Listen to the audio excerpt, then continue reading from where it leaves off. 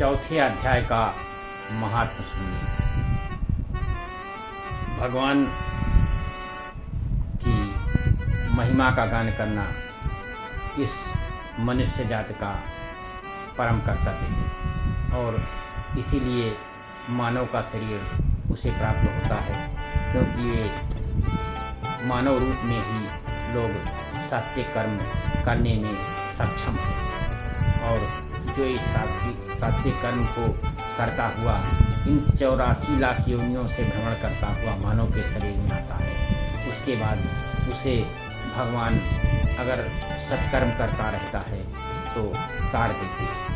तो भगवान के तारने के लिए उनकी आराधना करना ही मानव का परम कर्तव्य है।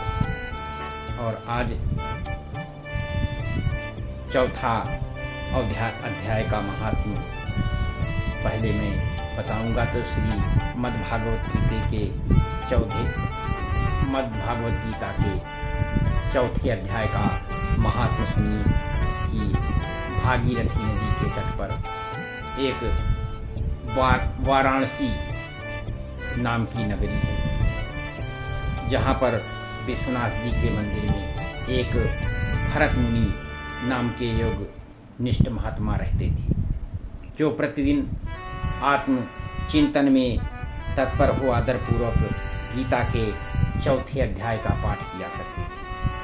उनके अभ्यास से उनका अंतःकरण अत्यंत पवित्र हो गया था और वे इतने निर्मल हो गए थे कि वे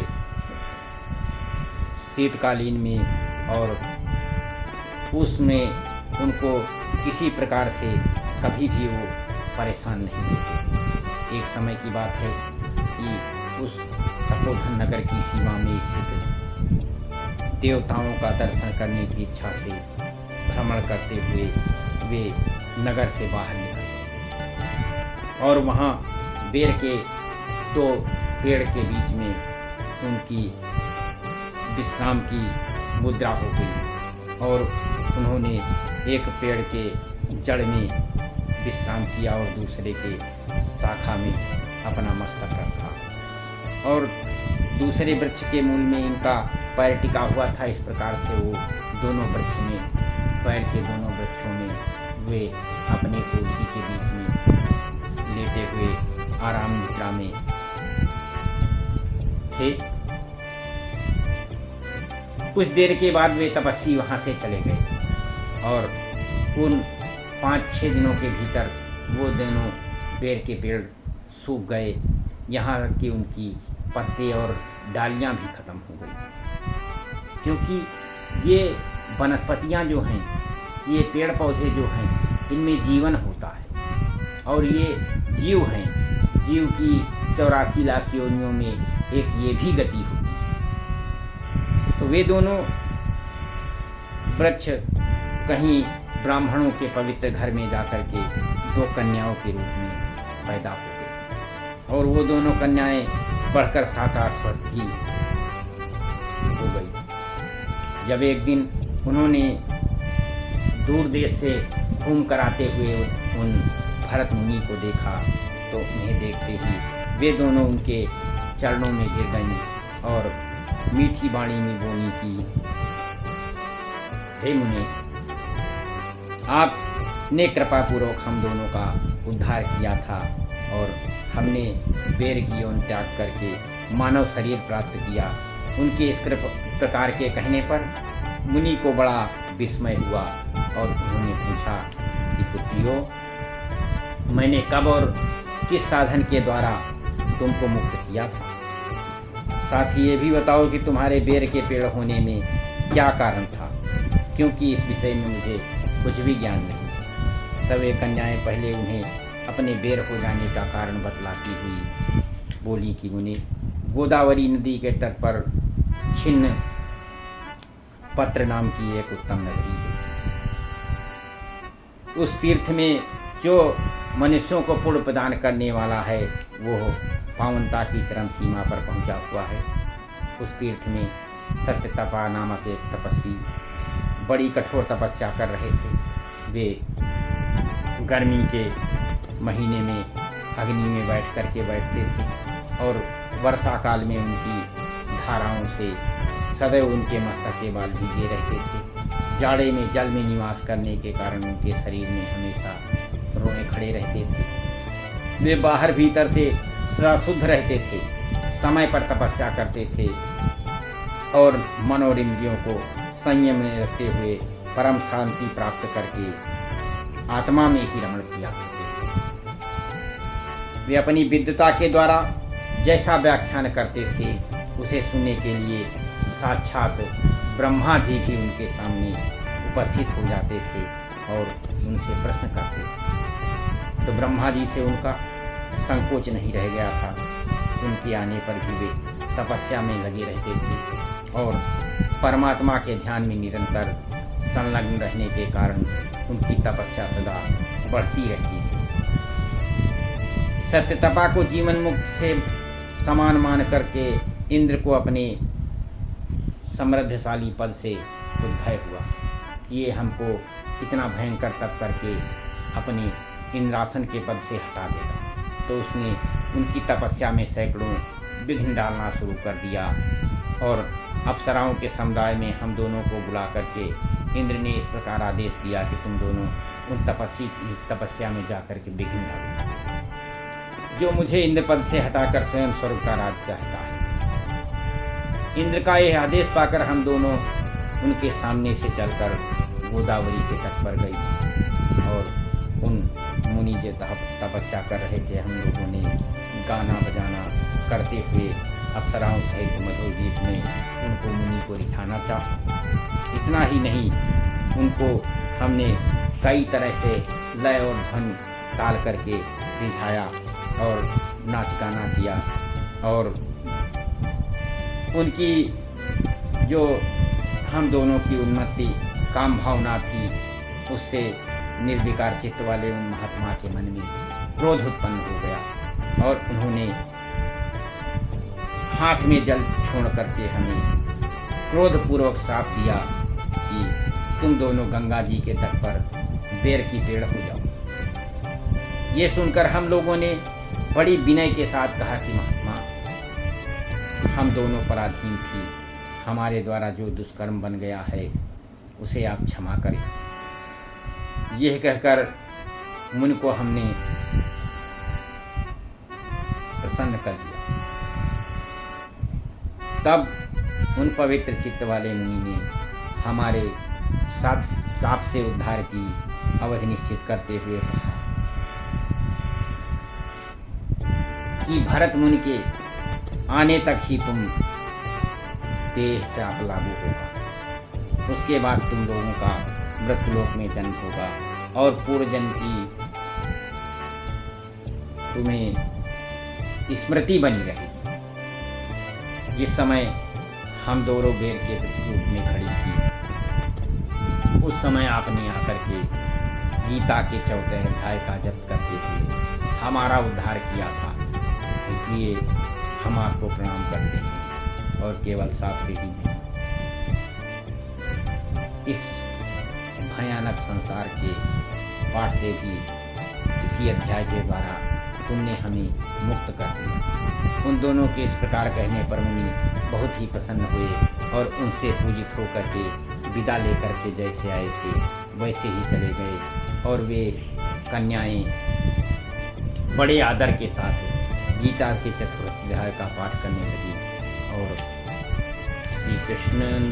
श्री कृष्ण गोविंद हरे मुरारे, हे नाथ नारायण वासुदेवा, इस प्रकार का जप करती हुई अपने जीवन को उन्होंने सफल बनाया। ओम श्री परमात्मने नमः।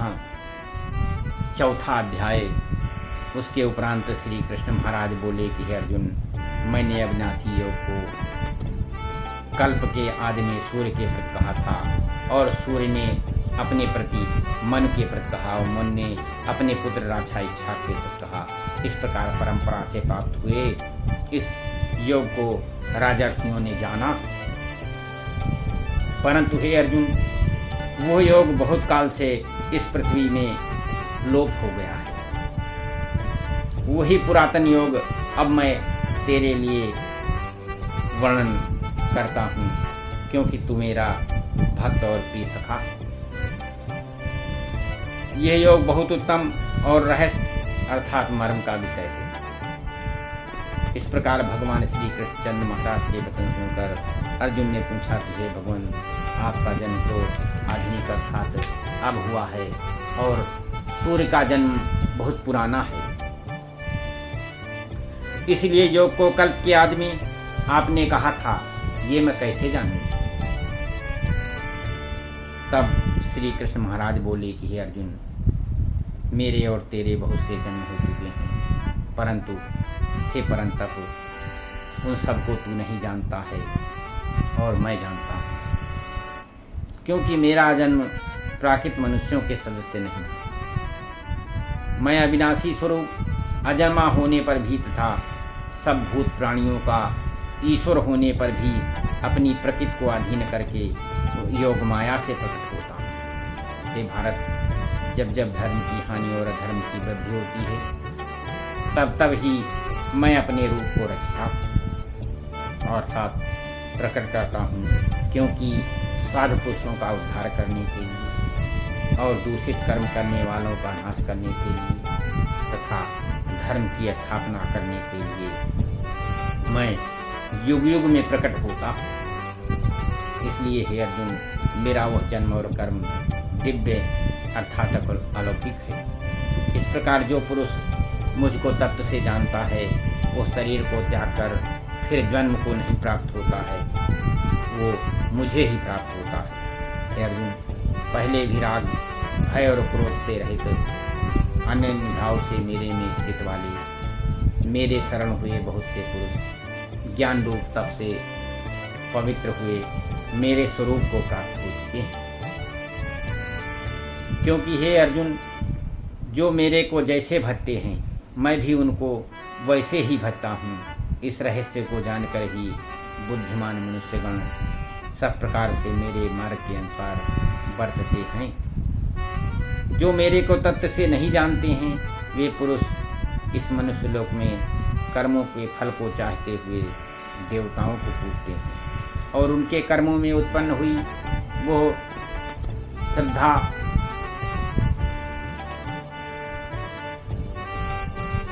शीघ्र ही प्राप्त होती है, परंतु उनको मेरी प्राप्ति नहीं होती। इसलिए ही तू मेरे को सर्व प्रकार से भज।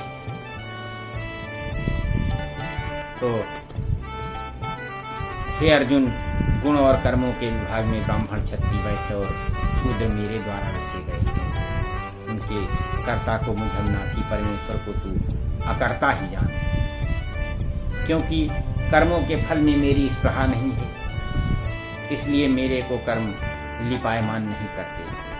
इस प्रकार जो मेरे को तत्व से जानता है, वो भी कर्मों से नहीं बहता है तथा पहले होने वाले मुख्य पुरुषों द्वारा इस प्रकार जानकर ही कर्म किया गया है।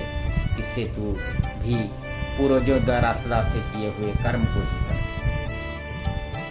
परंतु कर्म क्या है और अकर्म क्या है, ऐसे इस विषय में बुद्धिमान पुरुष भी मोहित हैं।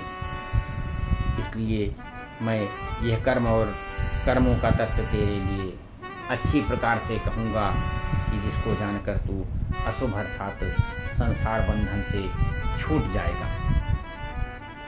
कर्म का स्वरूप भी जानना चाहिए और अकर्म का स्वरूप भी जानना चाहिए, और निषिद्ध कर्म क्या है उसके स्वरूप को भी जानना चाहिए, क्योंकि कर्म की गति बहुत गहन है। जो पुरुष कर्म में अर्थात अहंकार रहित की हुई संपूर्ण चेष्टाओं में अकर्म वास्तव में उनका ना होना पाना देखे, और जो पुरुष अकर्म में अर्थात अज्ञानी पुरुष द्वारा किए हुए संपूर्ण क्रियाओं की त्याग में भी कर्म को अर्थात त्याग रूप क्रिया को देखे, वह पुरुष मनुष्यों में बुद्धिमान है और वही योगी संपूर्ण कर्मों का करने वाला है। हे अर्जुन, जिसके संपूर्ण कार्य कामना और संकल्प से रहित है ऐसे उस ज्ञान रूप अग्नि द्वारा भस्म हुए कर्मों वाले पुरुष को ज्ञानी जन भी पंडित कहते हैं। जो पुरुष सांसारिक आश्रय से रहित सदा परमानंद परमात्मा में तृप्त है, वो कर्मों के फल और संघ अर्थात कर्तव्य अभिमान को त्याग कर कर्म में अच्छी प्रकार बढ़ता हुआ भी किसी प्रकार नहीं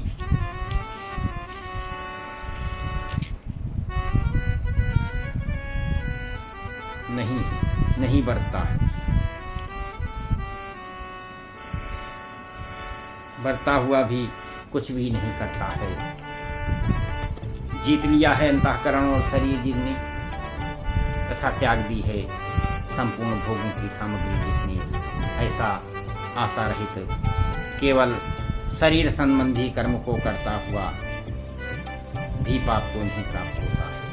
अपने आप जो कुछ अप्राप्त हो उसमें ही संतुष्ट रहने वाला और हर शोक आदि द्वंद्वों से अतीत हुआ तथा मत्सरता और ईर्षा से रहित सिद्धि और असिद्धि में समत्त भाव वाला पुरुष कर्मों को करके भी नहीं बनता, क्योंकि आसक्ति से रहित ज्ञान में स्थित हुए चित्त वाले यज्ञ के लिए आचरण करते हुए मुक्त पुरुष के संपूर्ण कर्म नष्ट हो जाते हैं।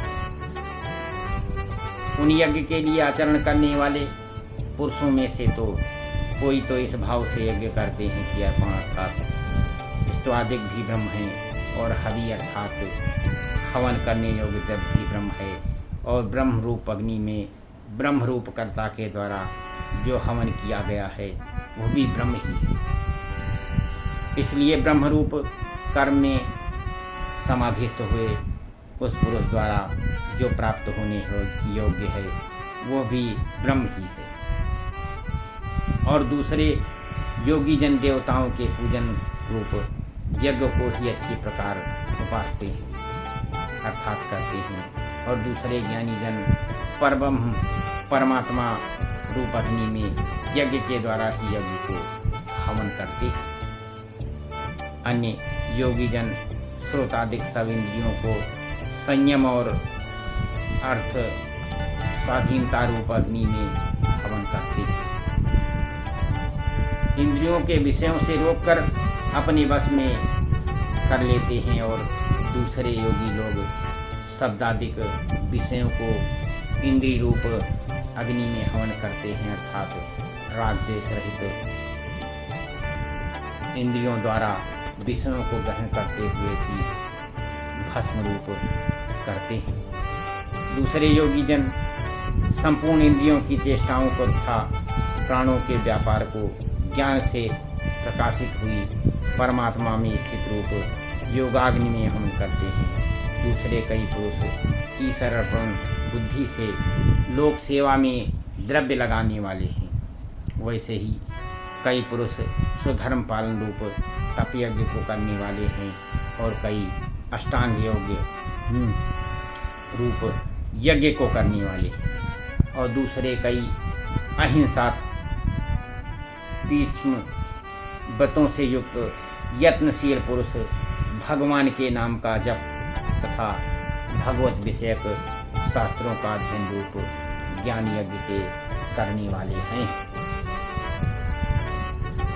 वैसे ही दूसरे योगी जन अपान वायु में प्राणवायु को हवन करते हैं। वैसे ही अन्य योगी जन प्राणवायु में अपान वायु को हवन करते हैं, तथा अन्य योगी जन प्राण और अपान की गति को रोककर प्राणायाम के परायण होते हैं।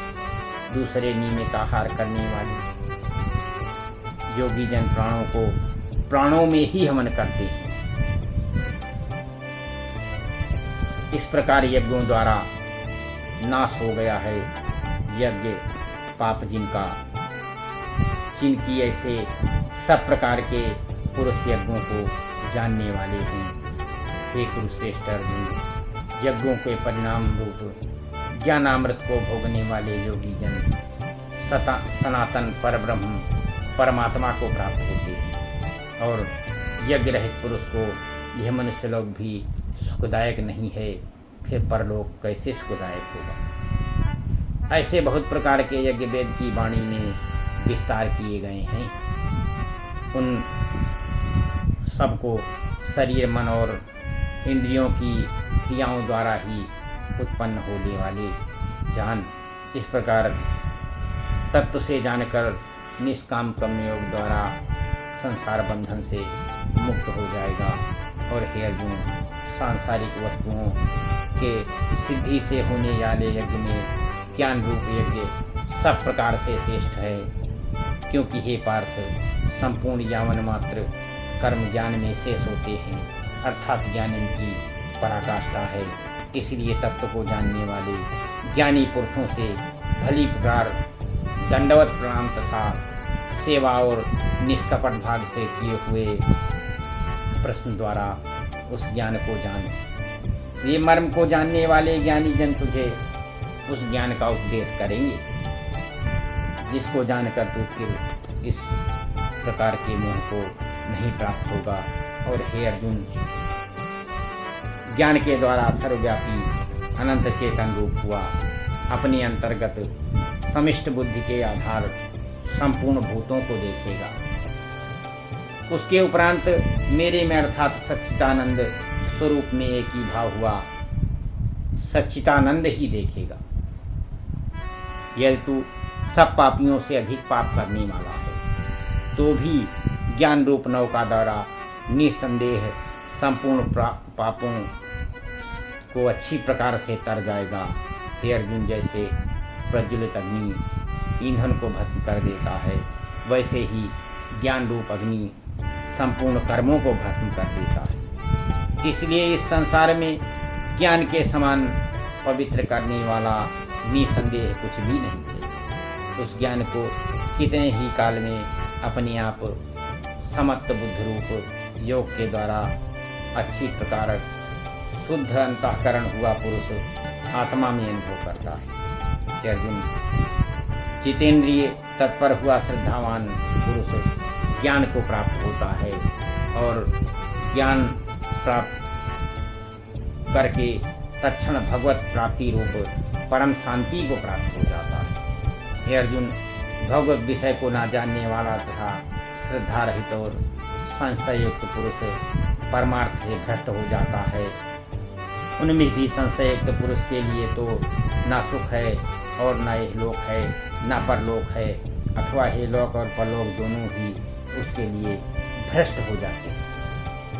हे धनंजय, समत्व बुद्ध रूप योग द्वारा भगवत अर्पण कर दिए हैं संपूर्ण कर्म जिसने, और ज्ञान द्वारा नष्ट हो गए हैं सब संशय जिसके, ऐसे परमात्मरायण पुरुष को कर्म नहीं बांधते हैं। इससे हे भरतवंशी अर्जुन, तू समत्व बुद्ध रूप योग में स्थित हो और अज्ञान से उत्पन्न हुए हृदय में स्थित अपने संशय को तलवार रूपी ज्ञान रूपी तलवार से छेदन करके युद्ध के लिए खड़ा हो जा। श्री कृष्ण गोविंद हरे मुरारी, हे नाथ नारायण वासुदेवा, हर हर महादेव।